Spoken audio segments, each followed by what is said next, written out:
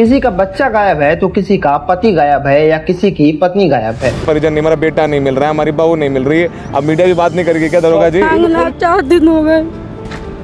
और इन लोगों को किसी किडनैपिंग रैकेट ने नहीं उठाया है बल्कि पुलिस ने अरेस्ट किया है। लेकिन अब पुलिस को ही नहीं पता कि ये लोग आखिर कहां पर हैं। और अगर कोई अपने फैमिली मेंबर के बारे में पूछने पुलिस के पास जाती है तो पुलिस उसे उल्टा धमकी देकर भगा देती है। और यहाँ थाने आया तो यहाँ कोई बताने को राजी नहीं है, कह रहा तुझे भी मारूंगा, 2 डंडे मार के तुझे भी अंदर कर दूंगा। दरअसल अभी रिसेंट में नोएडा में 40,000 से ज्यादा मजदूरों ने एक साथ प्रोटेस्ट किया, जो शुरू में तो पीसफुल थी लेकिन धीरे धीरे ये प्रोटेस्ट वायलेंस में बदल गया। वर्कर्स ने कई गाड़ियां जला दी, पुलिस ने लाठीचार्ज किया और करीबन 350 लोगों को अरेस्ट किया। लेकिन अब इनमें से बहुत से लोग लापता हैं कि आखिर वो कहां पर हैं, वो जिंदा भी हैं या नहीं। और अगर देखा जाए तो कानून के हिसाब से अगर किसी को अरेस्ट किया जाता है तो 24 घंटे के अंदर उसके फैमिली में किसी को इन्फॉर्म कर दिया जाता है। पर इन लोगों का लगभग 4 दिन से कोई पता नहीं है कि आखिर वो कहां पर हैं। पर अब सवाल ये है कि ये प्रोटेस्ट हुआ क्यों, और न सिर्फ नोएडा में बल्कि हर जगह पर वर्कर को ऐसे ही एक्सप्लॉइट किया जाता है। गवर्नमेंट तो केवल रूल बना देती है पर ग्राउंड लेवल पर कुछ भी सुधार नहीं होता है। तो आइए जानते हैं इस वीडियो में कि एक वर्कर को अपने लाइफ में क्या क्या प्रॉब्लम फेस करनी पड़ती है और सरकार उनके लिए क्या क्या करती है। दिल्ली, नोएडा जैसे बड़े शहरों में एक इंडिविजुअल आदमी को रहने के लिए महीने के 15 से 35,000 रुपए की जरूरत पड़ती है। और अगर आप खर्चे बहुत दबा कर करते हो तो कम से कम 10 से 12,000 रुपए तो चाहिए ही चाहिए। और इसमें भी अगर कोई अपनी फैमिली लेकर यहाँ रहने चला गया तो उसे बच्चों की पढ़ाई के खर्चे, घर के खर्चे मिलाकर महीने के कम से कम 50,000 रुपए होना जरूरी है। अब जो आदमी महीने का 2 लाख रुपए कमा रहा है वो तो इन सारी चीजों को अफोर्ड कर लेगा, पर जो आदमी एक फैक्ट्री में वर्कर है वो इन सारी चीजों को कैसे अफोर्ड करेगा? क्योंकि दिल्ली या नोएडा जैसे शहरों में आपको 4 से 5,000 रुपए में एक नॉर्मल सा रूम मिलता है, जिसे आपको कभी कभी कुछ लोगों के साथ शेयर करना पड़ता है। 4,500 रुपए हो गया है, बत्ती बिल लगा के 4,500 पड़ जाता है।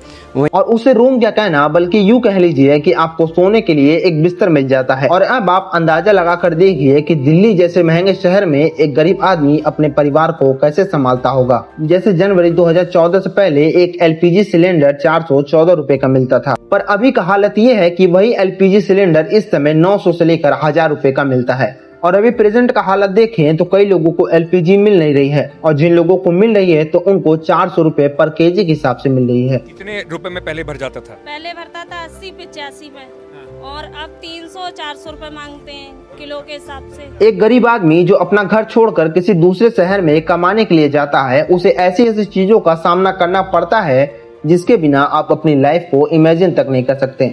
पहले तो इनसे 10 से 12 घंटे ड्यूटी करवाया जाता है और कभी कभी तो उससे ज्यादा करवाया जाता है, और इनको ओवर टाइम के पैसे तक नहीं मिलते। और ये लोग इसके खिलाफ आवाज भी नहीं उठाते, या यूं कहें कि ये लोग आवाज उठा भी नहीं सकते। और अगर कुछ बोलेंगे तो कंपनी लात मारकर बाहर निकाल देगी, क्योंकि अगर ये जाएंगे तो 10 बाहर लाइन लगाकर खड़े हुए हैं, क्योंकि हमारे देश में अनएम्प्लॉयमेंट ही इतनी ज्यादा है। इनको जब नया नया कंपनी में रिक्रूट किया जाता है तो इनकी सैलरी 8 से 10,000 रुपए से ज्यादा नहीं होती। जब जॉइनिंग हुई थी तो मेरी 10,000 में हुई थी।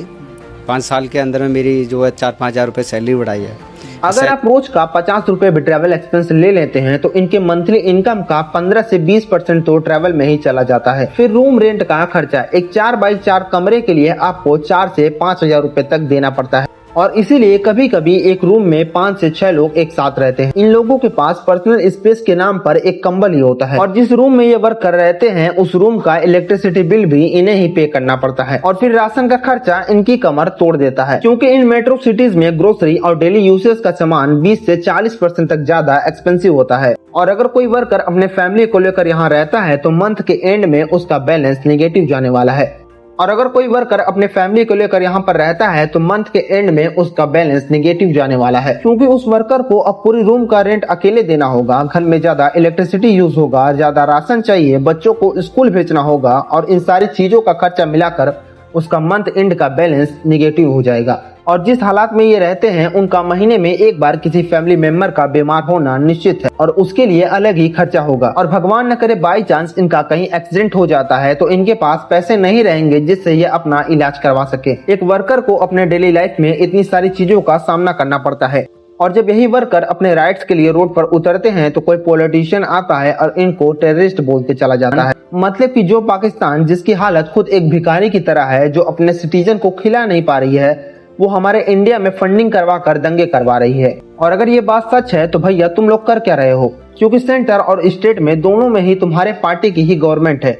और फिर भी कभी भी कोई पुलवामा में अटैक कर देता है, पहलगाम में अटैक कर देता है या दिल्ली में बॉम्ब ब्लास्ट कर चला जाता है। तो सवाल ये है कि आप लोग बैठकर कर क्या रहे हो? क्या मूवी की स्क्रिप्ट लिख रहे हो? खैर ये तो सारी बातें हो गई वर्कर की साइड की। आइए जानते हैं सरकार ने इनके लिए क्या क्या किया। देखा जाए तो सरकार ने इन वर्कर्स के लिए बहुत कुछ किया है, लेकिन सिर्फ और सिर्फ पेपर पर। तो आइए एक एक कर जानते हैं कि सरकार ने इनके लिए क्या क्या किया है और रियलिटी क्या है। अभी कुछ टाइम पहले एक वीडियो वायरल हुई थी जिसमें एक डिलीवरी बॉय अपने डिलीवरी बैग को अपने बाइक के पीछे बांध कर घसीटते हुए ले जा रहा था, क्योंकि उस डिलीवरी बॉय को 6 किलोमीटर दूर डिलीवरी करने के लिए 35 रुपए मिलते हैं। जिस बाइक से वो डिलीवरी करने गया था, अगर उसकी माइलेज 40 kmph मान भी ले तो आने जाने में उसके लगभग 300 ml पेट्रोल जल गए होंगे, जिसकी कीमत करीबन 30 रुपए होगी। यानी कि उसे 6 किलोमीटर दूर डिलीवरी करने के केवल 5 रुपए मिले।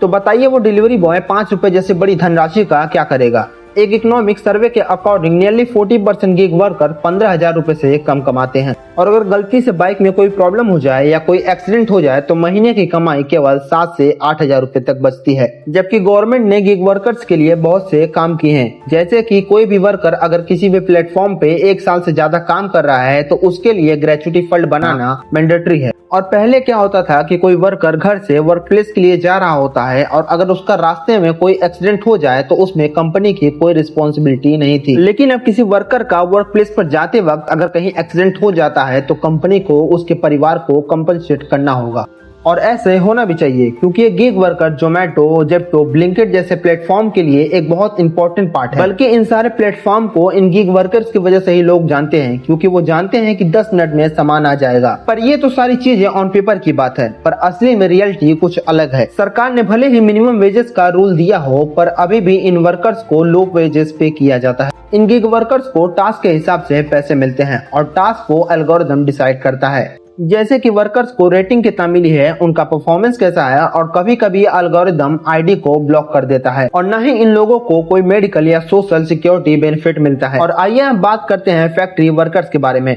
इन फैक्ट्री वर्कर्स के लिए सारे रूल पहले से एग्जिस्ट करते हैं, लेकिन रूल अभी भी फॉलो नहीं होते। जैसे कि एक दिन में किसी वर्कर से 8 घंटे से ज्यादा काम नहीं करवा सकते, लेकिन आज भी कई कंपनी 8 घंटे से ज्यादा काम करवाती हैं। और जब ये वर्कर ओवर टाइम करें तो उनको ओवर टाइम के डबल पैसे देने होंगे। पर कई फैक्ट्रीज दुगने पैसे तो छोड़ो, ओवर टाइम के पैसे तक नहीं देती। और गवर्नमेंट ने ये भी मैंडेटरी किया है कि हर फैक्ट्री को हर 6 महीने या 1 साल पर एक मेडिकल कैंप लगाना होगा, जहां पर वर्कर्स का फ्री में चेकअप होगा। लेकिन अभी भी कई कंपनी इसे इग्नोर करती है। अभी एक न्यूज आई थी कि एक कॉन्ट्रैक्टर ने 100 ऑफ विमेंस के यूट्रस को रिमूव करवा दिया था, ताकि उन्हें पीरियड न आए और वो प्रेगनेंसी को कंसीव नहीं कर पाए, क्योंकि इसकी वजह से फीमेल्स वर्कर छुट्टी ले लेती थी। और ये कहानी बड़े बड़े फैक्ट्रीज के नहीं है। जैसे कि अभी 26 जनवरी 2026 का ही एक न्यूज है, जिसमें कोलकाता का बहुत ही फेमस मोमोज का शॉप है, वो मोमोज। वहाँ पर 26 जनवरी को एक बहुत बड़ा आग लग जाता है, जिसमें 25 वर्कर जलकर मर जाते हैं, क्योंकि उस शॉप के मैनेजर ने उन सारे वर्कर्स को शॉप के अंदर लॉक कर दिया था, ताकि वो कोई सामान चुरा कर भाग न पाए।